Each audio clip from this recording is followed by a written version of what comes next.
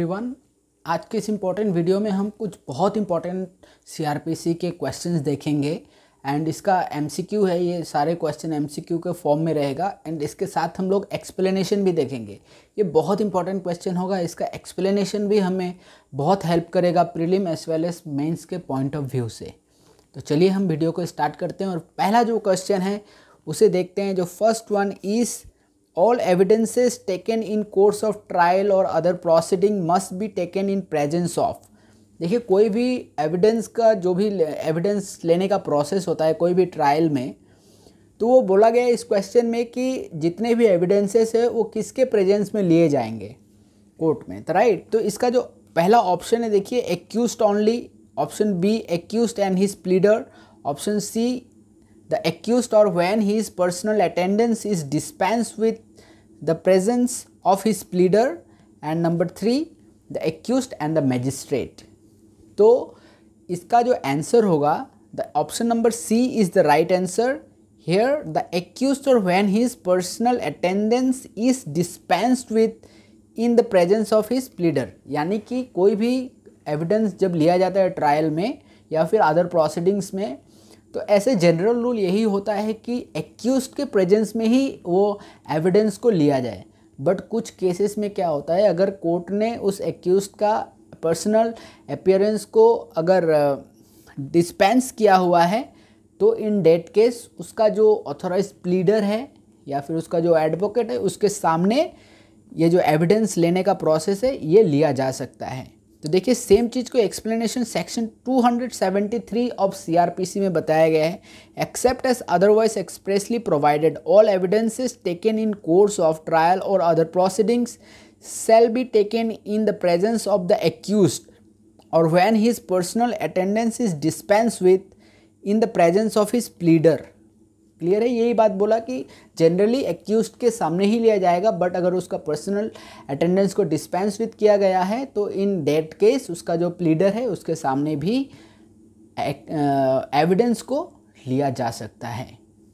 Clear है, बहुत easy and very important question, right. अब हम लोग दूसरे इंपॉर्टेंट क्वेश्चन की ओर जाते हैं, देखते हैं क्या है दूसरा इंपॉर्टेंट क्वेश्चन। दूसरा इंपॉर्टेंट क्वेश्चन देखिए, मेंटेनेंस अंडर सेक्शन 125 और CrPC of CrPC can not be claimed by. इसमें बोला है सेक्शन 125, कुछ इसमें पॉइंट्स दिए गए हैं, इसमें आपको निकालना है कि किन सिचुएशन में वाइफ को मेंटेनेंस नहीं दिया जाएगा, कैन नॉट क्लेम, राइट। पहला देखिए, wife who has obtain divorce from her husband, wife जिसने डिवोर्स लिया है हस्बैंड से, राइट, जिसने ऑब्टेन किया है, obtain divorce. Number 2, a wife living separately by mutual consent. Option C, wife refusing to live with her husband owing to his extremely abusive and violent behaviour. Option D is both an A and B. तो in situation में देखिए कब नहीं मिलेगा, तो इसका जो answer होगा ये होगा ऑप्शन बी, अगर the wife living separately by mutual consent. बाकी जितने भी ऑप्शंस हैं इसमें मिलेगा। देखिए सेक्शन 125 क्लॉज 4 का जो सीआरपीसी का जो प्रोविज़न है इसमें बताया है, no wife shall be entitled to receive an allowance from her husband under this section if she is. देखिए यहाँ पे 3 कंडीशंस है, इन कंडीशंस में उनको मेंटेनेंस नहीं मिलेगा, अदरवाइज उनको मिलेगा। कब नहीं मिलेगा, लिविंग इन अडल्ट्री, और if without any sufficient reason she refuse to live with her husband, और if they are living separately by mutual consent. तो ऑप्शन बी का जो है यहाँ पे 3 नंबर जो एक्सप्लेनेशन में है इससे मैच करता है, डेट्स वाई इसका option B is the right answer. बहुत इंपॉर्टेंट है। देखिए अगर मेंस में अगर 2 to 3 मार्क्स का अगर क्वेश्चन आए कि under what circumstances wife can not claim maintenance under section 125 of CrPC, तो आप ये तीनों पॉइंट जो है इसको एक्सप्लेन कर सकते हैं, you will fetch good marks, right. बहुत इंपॉर्टेंट क्वेश्चन है। आगे बढ़ते हैं नेक्स्ट क्वेश्चन की ओर। नेक्स्ट इंपॉर्टेंट क्वेश्चन को देखिए, which one of the following is the fundamental right that has been incorporated in section 300 of CRPC 1973? इनमें से कौन से ऐसे फंडामेंटल राइट है जो सेक्शन 300 ऑफ CRPC में भी मेंशन किया गया है? तो इसका जो पहला ऑप्शन देखिए, principle of autrefois convict and autrefois acquit, right. Option B, rule of appearance by public prosecutor. Option C, exceptions to the charge of murder. Option D, rule for grant of permission to conduct prosecution. तो इसका जो answer है ये option A is the right answer. देखिए explanation क्या बोलता है, principle of autrefois convict and autrefois acquit, this principle is granted under article 20 clause 2 of Indian constitution and section 300 of CRPC। तो क्या है इस रूल का, इस प्रिंसिपल का मतलब, this is rule against double jeopardy means that a person can not be tried for the same offence once again if he has been either convicted और acquitted in the trial relating to the same offence. अगर एक इंसान को किसी भी एक particular offence के लिए ट्रायल किया जा चुका है तो उस इंसान को सेम ऑफेंस के लिए दोबारा ट्रायल नहीं किया जाएगा। तो यही बताता है, सेम चीज़ आपको ये जो है डबल जियोपार्डी का provision article 20 clause 2 of Indian constitution में है, and the same thing is incorporated in section 300 of CRPC, right. Very important है। चलिए नेक्स्ट क्वेश्चन की ओर चलते हैं, बहुत इंपॉर्टेंट क्वेश्चन होने वाला है ये। आपका प्रीलिम एंड मेंस दोनों के पॉइंट ऑफ व्यू से ये क्वेश्चंस बहुत ज़्यादा इंपॉर्टेंट है। सो आप बहुत अच्छी तरह से इन क्वेश्चंस को देखिए, राइट। जो अगला क्वेश्चन है ये भी बहुत इंपॉर्टेंट है। The compounding of an offence as per section 320 of CRPC shall have effect of, किस चीज़, जब किसी ऑफेंस में अगर कंपाउंडिंग ऑफेंस हो एंड उस ऑफेंस को ट्रायल के दौरान अगर कंपाउंड कर दिया जाता है तो उसमें क्या माना जाएगा, जो एक्यूज्ड है उसको क्या माना जाएगा, कि उसको डिस्चार्ज किया गया या उसको कन्विक्शन दे दिया गया, उसको एक्यूटल कर दिया गया या उसके अगेंस्ट में जो चार्ज था उसको ड्रॉप कर दिया गया। तो देखिए इसका एक्सप्लेनेशन क्या कहता है, इसका option C is the right answer. Section 320 Clause 8 of CRPC 1973 says that the composition of an offence under this section shall have the effect of an acquittal of the accused with whom the offence has been compounded। जब अगर compound हो जाए तो इसका मतलब क्या होता है, इसका मतलब यही है कि उस एक्यूज्ड को एक्यूट कर दिया गया है। एक्यूटल होता है अगर कंपाउंड हो जाए तो, ये याद रखिएगा। प्रीलिम्स में बहुत क्वेश्चन ये आता है इसका। It's also very important. A warrant of arrest may be executed. जो वारंट ऑफ अरेस्ट होता है ये कहाँ पे एग्जीक्यूट किया जाएगा? देखिए option only at the place where the offence is committed, option B only in the state where the offence is committed, option C at any place in India, and option D at any place in India but having validity only for 24 hours. जो warrant निकलता है, arrest का warrant जो निकलता है, ये क्या कहीं पे भी एग्जीक्यूट किया जा सकता है क्या? तो इसका आंसर होगा यस। जो सेक्शन है, section 77 of CRPC mentions that warrant of arrest may be executed eight any place in India. Next important question को देखिए, very important. Under which section of the code of criminal procedure 1973 a chief judicial officer may offer taking cognizance of an offence make over the case for trial to any competent magistrate subordinate to him।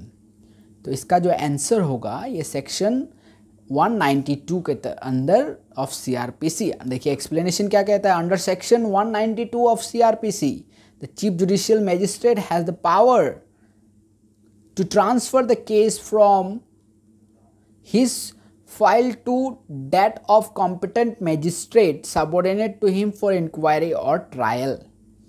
उसके पास जब cognizance के लिए आता है कोई भी case CJM के पास, तो वो क्या उस केस को किसी भी कॉम्पिटेंट मजिस्ट्रेट के पास दे सकता है जो कि उस ऑफेंस को ट्रायल करने के लिए कॉम्पिटेंट हो।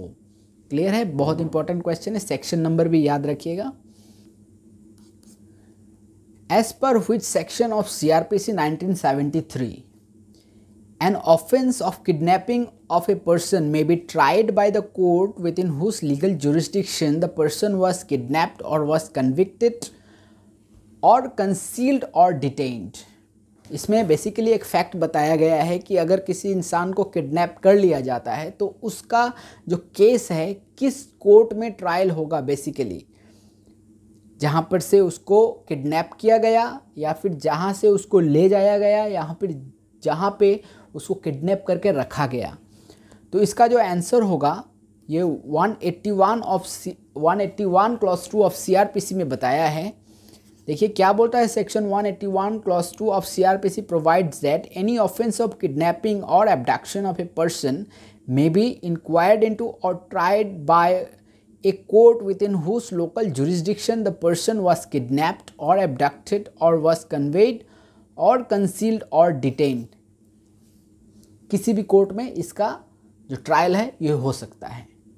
जहाँ से उसको किडनैप किया गया वहाँ भी हो सकता है, जहाँ से उसको ले जाया गया वहाँ भी हो सकता है, एंड जहाँ पे उसको डिटेन करके रखा गया वहाँ भी हो सकता है। All court has jurisdiction to try this kind of case, right.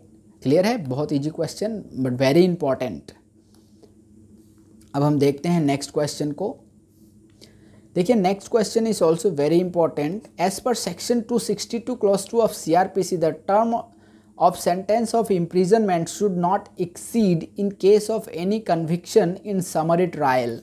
तो समरी ट्रायल में जो मैक्सिमम पनिशमेंट होता है that is for the 3 months, right.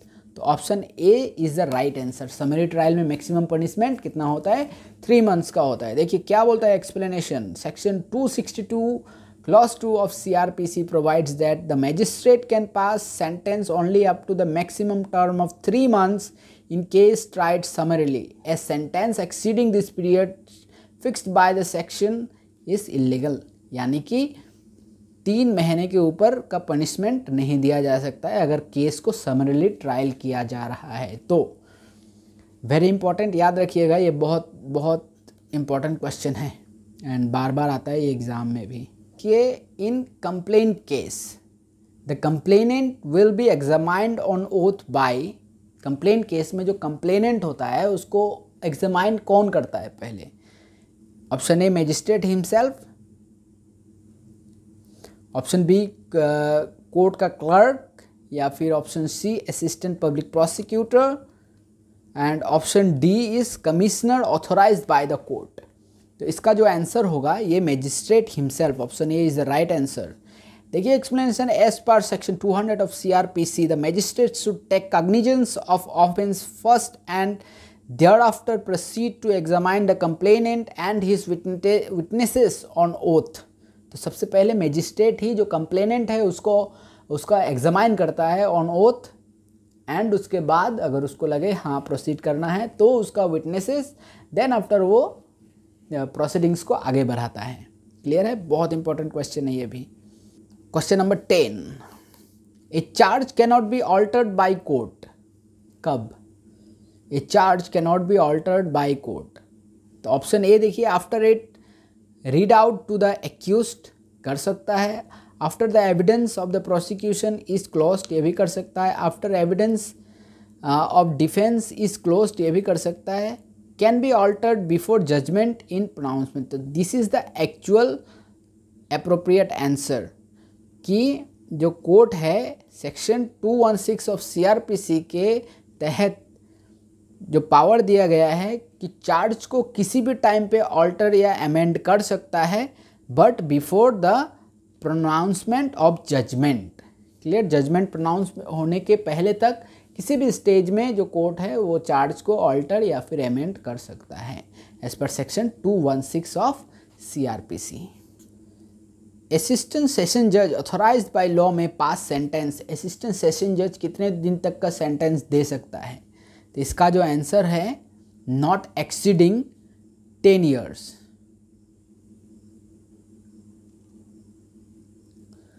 Sorry, ये ऑप्शन में यहाँ पे गलती हो गया है शायद, तो ये होगा 10 years।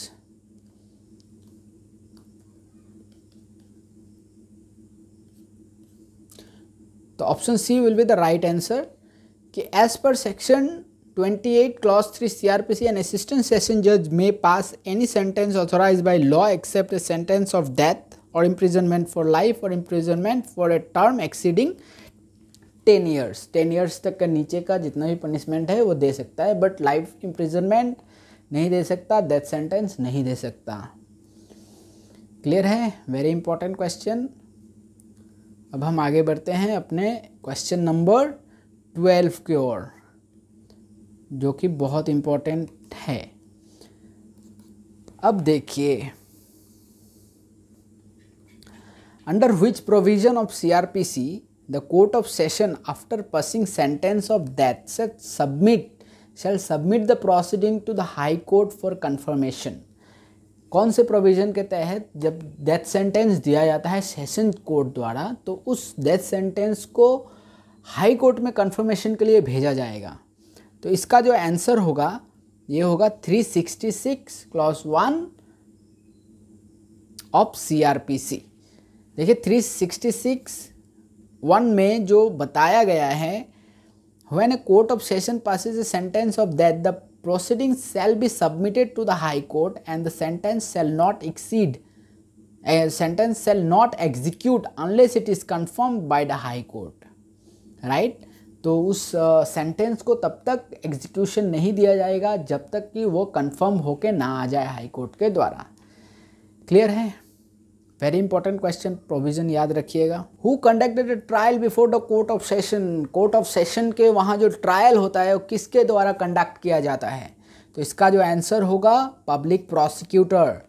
एक्सप्लेनेशन देखिए, very important. Section 225 of CRPC provides that the public prosecutor appointed under section 24 of CRPC represent the state in all trial before the court of session and it is the only who is entitled to conduct the prosecution in court of session। तो court of session का जितना भी trial है वो prosecution, उसका जो prosecution का जो एडवोकेट होगा वो डेट इज पब्लिक प्रोसिक्यूटर ही उस केस को स्टार्ट करेगा, उस केस को कंडक्ट करेगा। क्लियर है? अब देखते हैं नेक्स्ट क्वेश्चन, वेरी इंपॉर्टेंट।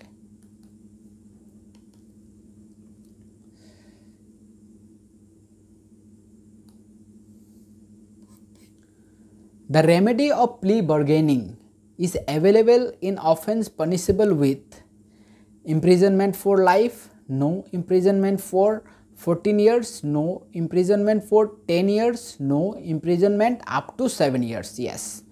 तो this is option number D is the right answer. अब एक्सप्लेनेशन को देखिए, इसमें से बहुत क्वेश्चन निकलेगा अभी। Plea bargaining means an arrangement between prosecutor and defendant whereby the defendant pleads guilty to the lesser charge in exchange for more lenient sentence based on the recommendation of 154th law commission report. Law commission report याद रखिएगा, 154th law commission report के द्वारा ये किया गया था। Chapter number 21A on the plea bargaining has been introduced in the Code of Criminal Procedure through the Code of Criminal Procedure Amendment Act 2005, in which plea bargaining can made in cases of offences punishable with imprisonment up to 7 years। तो इसमें कौन सा निकला? Chapter निकला। पहले chapter 21A में आता है। कौन से लॉ कमीशन का रिपोर्ट था?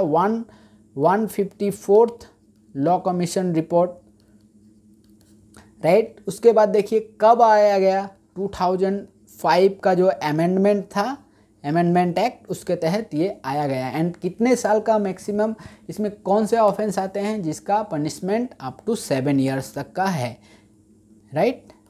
तो इतने सारे क्वेश्चन इस एक क्वेश्चन से बनता है। तो ये अगर मेंस में भी आए तो ये पॉइंट लिखने से बहुत अच्छा नंबर स्कोर हो सकता है। जो रेफरेंस होता है, रेफरेंस के ऊपर क्वेश्चन है। रेफरेंस इज मेड टू, कहाँ पे रेफरेंस किया जाता है? तो इसका जो आंसर होगा ऑप्शन डी, हाई कोर्ट में। Section 395 of CRPC empowers a court subordinate to the high court to make reference to the high court. Clear है? बहुत इजी क्वेश्चन है। रेफरेंस कहाँ पे होगा? तो हाई कोर्ट में ही होगा। आगे बढ़ते हैं नेक्स्ट क्वेश्चन की तरफ।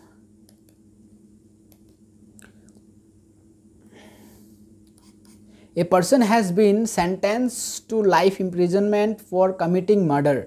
The state government cannot release the person from prison unless he had served at least. अगर किसी भी इंसान को अगर लाइफ इम्प्रिजनमेंट मिले फॉर मर्डर कमिट करने के लिए, तो स्टेट गवर्नमेंट जो है उसको कब तक रिलीज़ नहीं कर सकता, तो उसको मिनिमम 14 ईयर्स इम्प्रिजनमेंट उसको काटना ही पड़ेगा.